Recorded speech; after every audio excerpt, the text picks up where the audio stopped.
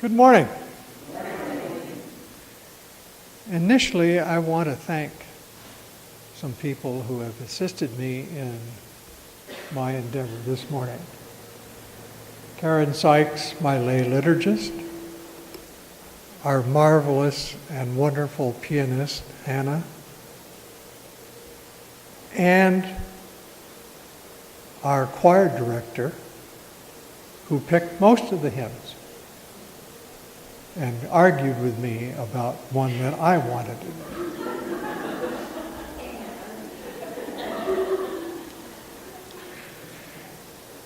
The usual meaning of potpourri. Oh, thank you. The usual meaning of potpourri is a mixture of herbs that provide a pleasant odor. Other definitions include a mixture of unlike items. That's what you're going to get this morning. The original meaning in the French language was rotten stew. You may judge whether any of my subsequent comments fulfill the summer's service's inspiration theme or are better in filling a waste can. I am an old member of our congregation. I will explain the old objective a bit later. Following military service in Germany, where I prepared maps for the U.S. Army, my spouse, Barbara, and I arrived in Harrisburg in 1956. Friends of us from Carlisle mentioned that a Dickinson College professor was speaking to a group of Unitarians, a word that I hadn't heard before, on Sunday at the Harrisburg YWCA. Barb says it was the YMCA, and we have never agreed on it. As a recently graduated geologist with a master's degree, I found the group to be welcoming and interesting, and the speaker, Professor Amos Horlocker, to be without religious cant and with a rational view of world events and humanity. We have been here ever since. We've enjoyed or suffered all of the ministers that have served this congregation. At a few times in my decades of membership, I have felt the need to speak to the congregation, generally inspired by my understanding of the interaction of science and religion. It's been 17 years since I retired, and this is the first time in that I've worn a tie just for you. In early April, I was reading articles in the winter issue of the Unitarian Universalist World, a publication of our UU Association. Two articles therein piqued my interest, and I was inspired to contact David Spear and offer one or more of the topics as a theme for a Sunday service. The articles are On Becoming Old by Sally Stoddard of Lincoln, Nebraska, and more on this later. The Dream of White Innocence by William Sinkford, minister of the First Unitarian Church of Portland, Oregon, and past president of our UU Association. As a sidebar, as Barb and I were driving back from Washington, D.C. yesterday, we were listening to the national NPR radio program, which discussed the current meeting of our UU Association in New Orleans and the difficulties it faces because of our dream of white innocence and its implication and practice in UU churches. At the same time, I was reading Why Time Flies, a mostly scientific investigation by Alan Burdick. I was very much intrigued by Burdick's description of the philosopher and later Saint Augustine, who first wrote Deus creator hominum, Latin words that translate to God creates all. St. Augustine was also the originator of original sin, from his interpretation of the Adam and Eve myth, and wrote more on the sins of sex that are still rampant. And even though in his youth he enjoyed such joys profusely, none of these are my theme. David accepted my offer with the comment that I could pick any of the above. Later I learned that the theme for summer was inspiration, specifically someone or something that inspired me. This gave me pause. A search of inspire, inspiration, and other associated words produced many important quotes from famous writers, one of which resonated with me. Written by Robert Louis Stevenson, it reads, "Judge each day not by the harvest you reap, but by the seeds you plant." Reading and pondering Stevenson's statement, I realized that the fruit from seeds of ordinary human endeavors could be inspirations. It made me recall two specific instances where seeds were planted by me and others without our knowing that such had occurred, which inspired another person to make an important life decision. The first instance occurred on one of several Valentine's Days in Harrisburg, more than a decade ago, where a group of our church members were present at a Freedom to Marry rally. The rally occurred for at least several separate years beside the Susquehanna River along Front Street. Members of Harrisburg's gay community organized the rallies seeking to publicly express that all persons should have the legal right to marry whomever they choose, regardless of sexual identity. Initial occurrences of the Freedom to Marry rally had experienced protesters who interfered with the rally attendees, even though the rally organizers had obtained a Harrisburg city permit. The protesters interfered by broadcasting with bullhorns their hateful messages and by exhibiting posters and broadsides that spelled out their messages of anger and hate. Someone of the rally planners contacted Alana Berger, member of our church, who was an organizer and trainer for a group named the Silent Witnesses. The planners invited her group to aid them in future rallies by being a buffer between the hate mongers and the rally attendees. Alana asked for volunteers among church members, particularly those who sang in our church's choir, of which she, my spouse Barbara, and I were members. Several of the choir agreed to be trained, and we became silent witnesses. We purchased T-shirts and umbrellas that were emblazoned with rainbow colors. We have these yet today. My daughter, Donna, recalls that we were, Barb and I, silent witnesses for the rallies for 5 successive years. The specific event that I recall was on a cold and rainy Valentine's Day, miserable weather indeed. We were there for 4 to 5 hours, silently standing on the grass behind the curbs of Front Street. We were face to face with the protesters, with our umbrellas up against the rain or in front of us to block the hate-filled visuals. Traffic was, as usual, along Front Street, noisy and smelly. Years later, we dined with members of our church.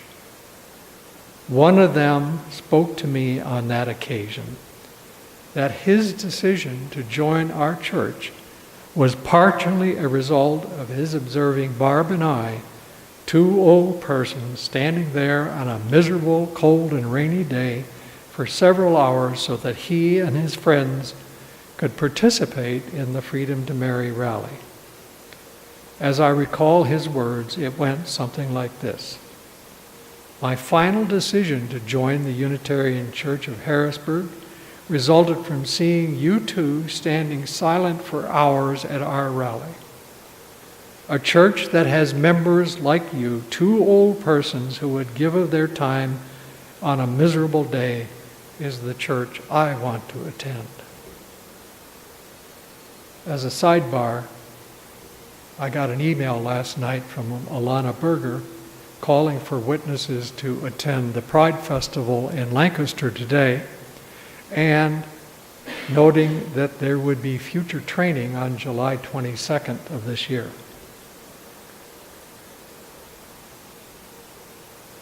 When we volunteer to serve a community need, the fruit that results can be another's inspiration. The second instance relates not to our church, but to my activities as a scientist. For newer members of the church, I am a geologist who was employed by our Commonwealth as a member of the Pennsylvania Topographic and Geologic Survey. I began there as a paleontologist and field geologist preparing geologic maps. As a paleontologist, one of my first assignments was to prepare a pamphlet on common fossils of Pennsylvania. This led to another assignment to write a book that located publicly available sites in each Pennsylvania county where anyone could relatively easily and freely collect rocks with embedded fossils. Additional assignments that I performed was to organize multiple day field trips where upwards of 200 or more geologists, students, professors, consultants, and environmental engineers were led to sites, mainly quarries or roadside outcroppings, where I had collected and interpreted geologic data. For each site, I prepared a guidebook with text, photographs, and maps. At the site, I then lectured about the specific geologic data present in the outcroppings. I then directed their attention to where in the site they could specifically examine what I had seen, and then accept or argue with me over my interpretations. At one such site that included fossils, after lecturing and the group was milling about talking, a young man approached me and asked me to identify a fossil he had collected. He was a recently graduated student from one of Pennsylvania's many colleges. As I recall, he said to me, "Dr. Hoskins, I want to thank you for preparing the book, Fossil Collecting in Pennsylvania. It was because of what you wrote I decided to become a geologist." In writing that book, it was not my task or intention to affect another's decision of a life career. Yet I interpret from his words that my writing inspired him. I learned from him that what I did and what I wrote could have far-reaching effects from the original reason of performing a task. I was scared by what he had said to me. Now to examples where I was the one who was inspired. As a small child, barely able to peek over a table at which people were seated, registering citizens to vote in the small 800 population town where I lived, I asked my father why he was there when he should be at home playing with me and my siblings. He responded, "It is the responsibility of folks to volunteer to assist others to do important community tasks." My father's words inspired me to be a volunteer when needed in our congregation and other communities to which I belong. Others have inspired me, some positive, some otherwise.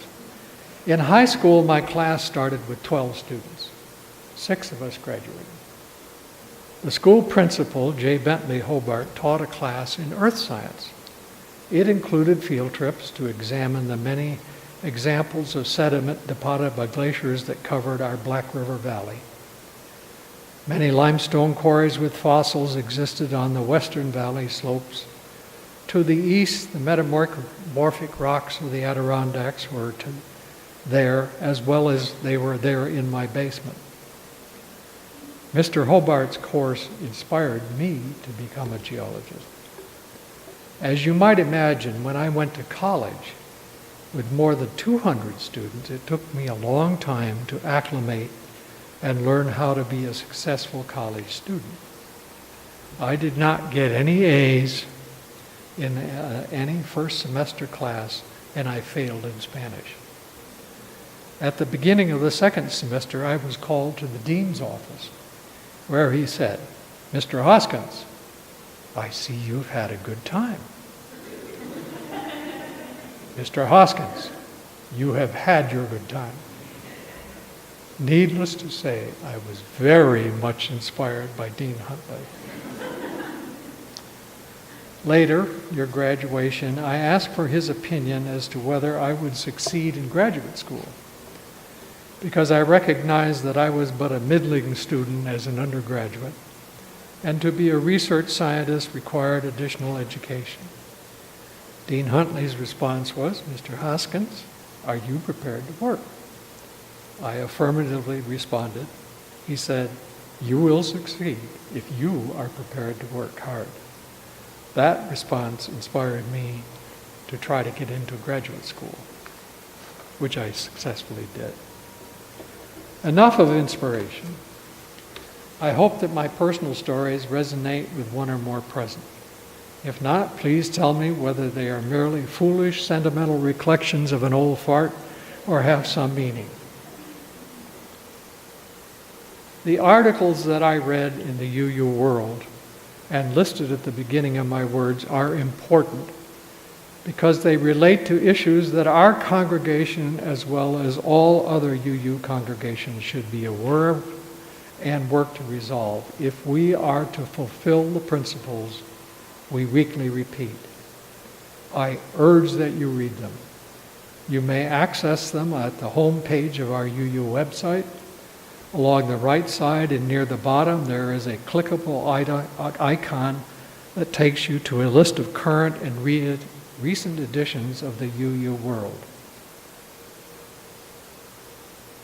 Old, as defined by Sally Stoddard in the first article I mentioned, means that you know that there is a difference of being tired at 77 from being tired at 87.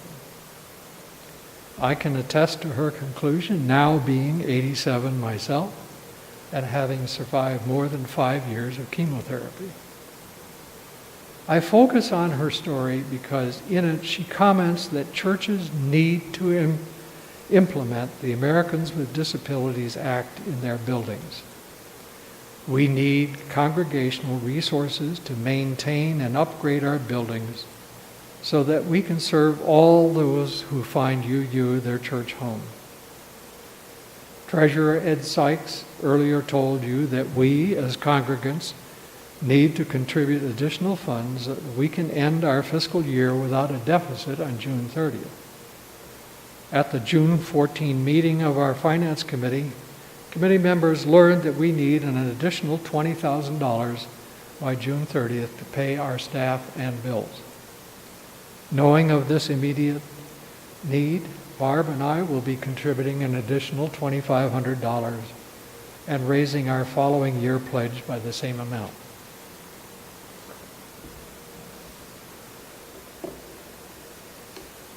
My closing words include some written by Robert Kaufman. Mine are just words, The hymns we sing are just songs. All our reflections are just idle thoughts. When we convert them all into loving and responsible action throughout the week, then and only then will this morning become what we want it to be, a time of worship. Go forth and be inspiring. Your planted seeds may inspire.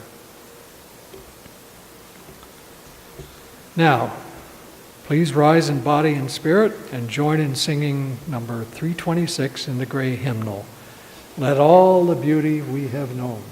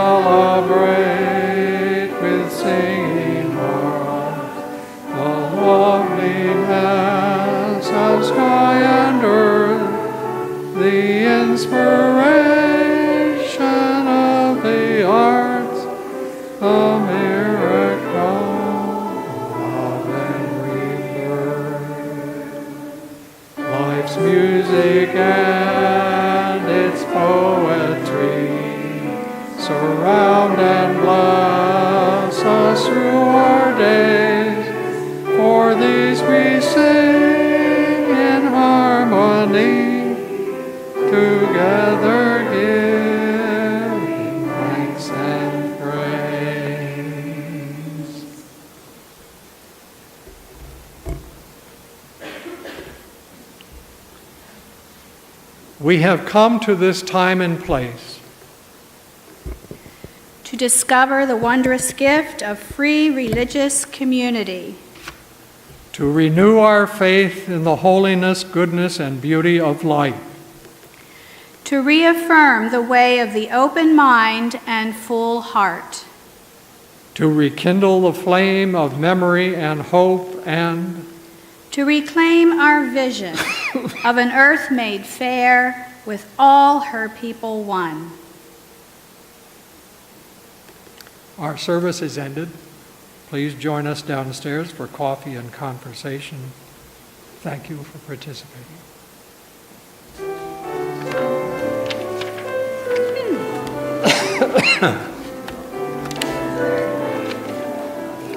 We've done it. Yeah, we've done it. Boy, I'm going to go home and take it.